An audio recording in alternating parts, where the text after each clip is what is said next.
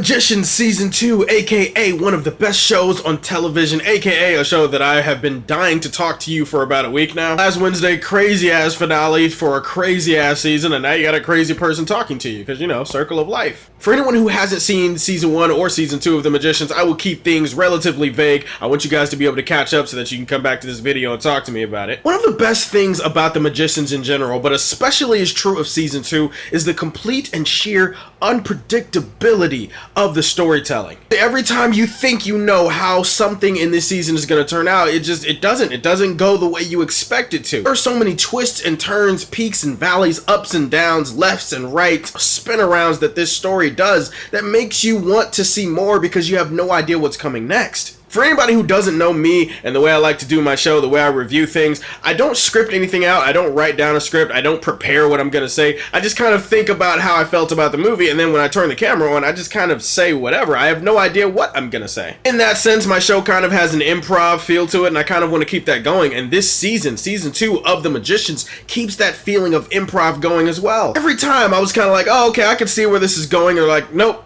curveball, you're going the other way. Nope, another curveball. Nope, you're going left. You thought you were going right. Nope, you're going left. Nope, you're going right when you thought you were going left. Oh, you thought you were making a left or a right turn at all? Nope, we're going straight. There's a fork in the road. Oh, you thought you were on a road at all? Nope, you're flying over the mountaintops on a magic carpet from Aladdin. Oh, you actually thought that was a magic carpet? No, actually, it's the wing of a dragon, and you're in deep shit now. The sheer audacity of the storytelling in The Magicians is just, bar none, it's some of the best that I've seen on television. They swing for the fences, man. They go for it, and they just open this world up, episode by episode by episode, scene by scene by scene, line by line. I'm speaking from the perspective of somebody that hasn't actually read the Magician books that this series is based off of. I probably should, because now I'm getting really curious about some of the shit that we're getting into, but I'm kind of worried that if I read the books, it'll somehow jade my experience of watching the TV show, so I feel like I should watch the TV shows and then go back and read the books. But that's how interesting the lore and the world building is in this season, is that it makes me want to pick up a book and read. The characters, Quentin,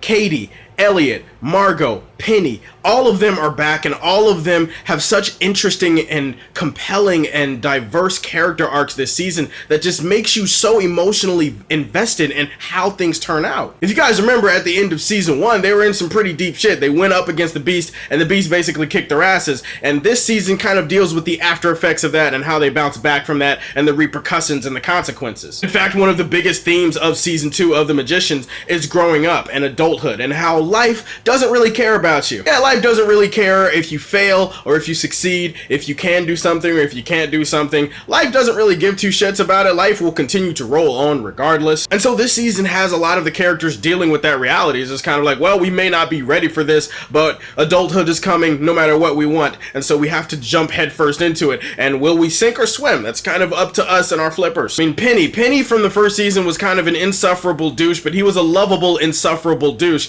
And this season, he's still, you know, he's still a dick, but I feel so bad for the dude. He went through a lot of shit this season, and it just makes you root for the guy, and you just feel like you want the guy to get a break, and he doesn't really get one by the end of the season, but you feel like you want him to get one. His story connects with Katie in an interesting way. Katie and Julia have a really interesting story, and there's a lot of subtext to Katie and Julia's story in Season 2 of The Magicians. There is a subtext and a social commentary kind of on rape, because, you know, if you guys remember that Julia was raped at the end of Season 1. She was raped by a god, the trickster, Reynard, and so a lot of this season deals with the after effects of that, and it deals with PTSD and sexual assault and rape, and how hard it is to get over something like that, and how that can change you and affect you as a person. And again, that makes Julia's arc one of the best in the season. Granted, for every great thing about Julia's arc, there's something frustrating about her arc that I don't like, and that's really just kind of the push and pull with the character for me. You know what Julia is? Julia is like Mario Chalmers from the Miami Heat from a few years ago. If you watch basketball, you know Mario Chalmers used to play for the Miami Heat when LeBron James and Dwayne Wade were there. And even though LeBron James and Dwayne Wade love Mario Chalmers and they treat him like a brother, they still spent a lot of their time on the court yelling at him and fussing at him over stupid shit that he did. That's how I feel about Julia. It's kind of a love-hate thing. I love her as a character. I love the way that she tunnel visions everything, and I love her arc this season. It's just sometimes it requires her to say or do or unintentionally cause some stupid shit,